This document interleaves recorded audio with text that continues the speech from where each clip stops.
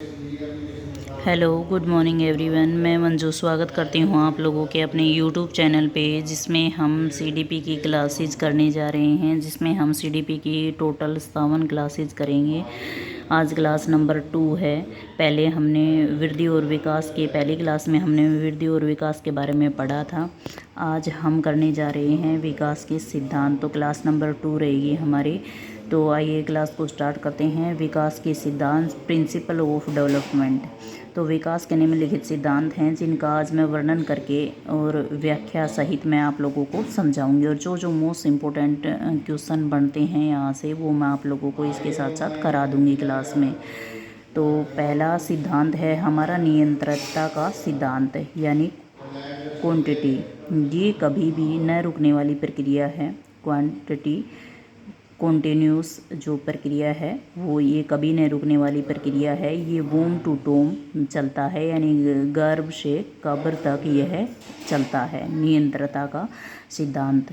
Second है एकीकरण। एकीकरण पूर्ण या केंद्र के अंश की ओर जाता है, पूर्ण से केंद्र के अंश की तरफ जाता है। एकीकरण होता है सिद्धांत में पूर्ण से संपूर्ण की ओर होता है। पहले थोड़ा विकास होता है, फिर संपूर्ण विकास होता है। ऐसे हमारा विकास होता है। तो इंटीग्रेशन इस विकास को बोलते हैं।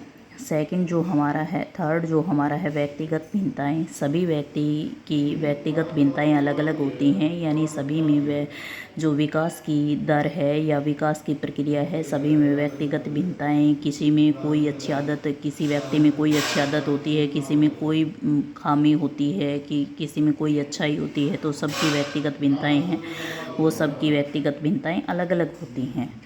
तो ऐसे हम कर लेंगे। और जो हमारा 4 है वो रहेगा दोनों का कुंभो होता है। आनुवांशिकता एवं वातावरण का दोनों का कुंभो होता है हमारे विकास में।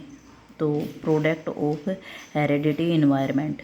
तो दोनों का जो कुंभो होता है, प्रोडक्ट आनुवांशिकता का और वातावरण का, दोनों का कुंभो मिलाकर हमारा विकास होता है। और आनुवांशिकता एवं वातावरण का जो विकास था, इसका सिद्धांत दिया था वुडवर्थ ने। उन्होंने माना था कि डेवलपमेंट हेरिडिटी प्लस इन्वायरमेंट दोनों से हमारा होता है। तो अगला हमारा है वो है दिशा, डायरेक्शन। यानी दिशा डायरेक्शन किस डायरेक्शन में होता है? सिरोपदोभिमुख में होता है। विकास होता है वो सिर से पैर की ओर होता है, और समीप दूराभिमुख जो होता है वो केंद्र से बाहर की ओर होता है। यानी समीप दूराभिमुख में जो केंद्र से हमारा विकास स्टार्ट होता है और बाहर की ओर बढ़ता जाता है। सिरोपदोभिमुख में सिर से पैर की ओर होता है, यानी पहले ही बच्चा सिर को हिलाना स्टार्ट करता है, फिर पैरों पे धीरे धीरे चलना स्टार्ट करता है। तो इसे सिरोपदोमुखी विमुख डायरेक्शन कहते हैं। और समीपादुराभिमुख में केंद्र से बाहर की तरफ होता है। तो अगला है हमारा अंतर संबंध, इंटर रिलेशन। तो इसका मतलब है विकास के सभी तत्व या तथ्य एक दूसरे से जुड़े होते हैं, ये एक दूसरे से रिलेट रहते हैं। कि पहले विकास कैसे कैसे होगा, व्यक्तिगत भिन्नताएं आएंगी, आनुवांशिक वातावरण होगा, एकीकरण होगा, डायरेक्शन बनेगी। तो ये सभी एक दूसरे से संबंधित होते हैं। अगला है हमारा सामान्य से विशिष्ट की ओर। तो पहले बच्चा सामान्य चीज़ें सीखता है, जैसे पहले बच्चा छोटे शब्दों को सीखता है, फिर पूरे वर्ड को बनाना सीखता है। छोटे छोटे पहले चाचा, माँ, मामा बोलना स्टार्ट करता है, फिर बड़े अक्षर बोलना स्टार्ट करता है। इसी प्रकार हम इसको समझ सकते हैं। तो जर्नल टू स्पेसिफिक है ये हमारा सिद्धांत रहेगा सामान्य से विशिष्ट की ओर। पूर्ण अनुमेयता, इस स्टेज के हिसाब से धीरे धीरे विकास होता रहता है। पहले बच्चा जो पहले सीखने की चीज़ें हैं, पहले छोटे वर्ड सीखता है, फिर उसके बाद बड़े वर्ड या पूरे सेंटेंस को बोलना सीखता है। तो स्टेज के हिसाब से धीरे धीरे बच्चे में विकास होता रहता है। अगला है एकरूपता।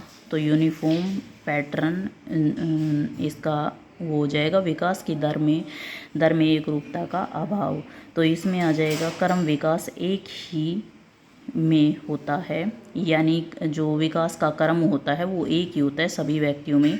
जैसे सभी बच्चे चलना सीखते हैं, पहले छोटे वर्ड बोलना सीखते हैं, फिर पूरे सेंटेंस को बोलना सीखते हैं। तो ये चीज़ें सभी में एक समान रूप से एक ही पाई जाती हैं कि सभी बच्चे पहले छोटा वर्ड बोलना सीखते हैं, फिर पूरा सेंटेंस बोलना सीखते हैं। तो ये विकास की दर है, इसमें समरूपता पाई जाती है, सभी में एक जैसे ही होता है। विकास दर में एकरूपता का अभाव, विकास की दर या गति में अभाव। हाँ, ये हो सकता है कि विकास में जो दर में किसी का जल्दी विकास हो जाता है, कोई बच्चा जल्दी बोलना सीख जाता है, कोई जल्दी चलना सीख जाता है, कोई जो चलने में थोड़ा टाइम ले लेता है। तो विकास की दर में एक रूपता का अभाव मतलब विकास की दर में एक रूपता का अभाव होता है।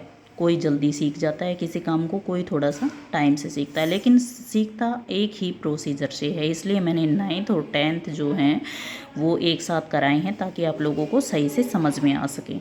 जो हमारा अगला है वो सर्पिल बेनाम रेखीय है, यानी विकास में उतार चढ़ाव आते रहते हैं। जैसे कोई भी बच्चा चलना सीखता है तो पहले वह बच्चा धीरे धीरे पैर उठाना सीखता है, पैर को सही से रखना सीखता है, फिर गिरता है, फिर चलना सीखता है, दौड़ना सीखता है, पहले धीरे दौड़ना सीखता है, फिर तेज़ से दौड़ना सीखता है, इसी प्रकार खाना खाना सीखता है। तो उतार चढ़ाव आते रहते हैं विकास की दर में। तो इसको सर्पिल बेनाम रेखीय जो सिद्धांत है वो दिया गया है। अगला है हमारी परिपक्वता एवं अधिगम का सिद्धांत, यानी बच्चे में पहले मैच्योरिटी आती है और फिर समझदारी आती है। पहले मैच्योर होना सीखता है बच्चा, धीरे धीरे चीज़ों को समझने लगता है।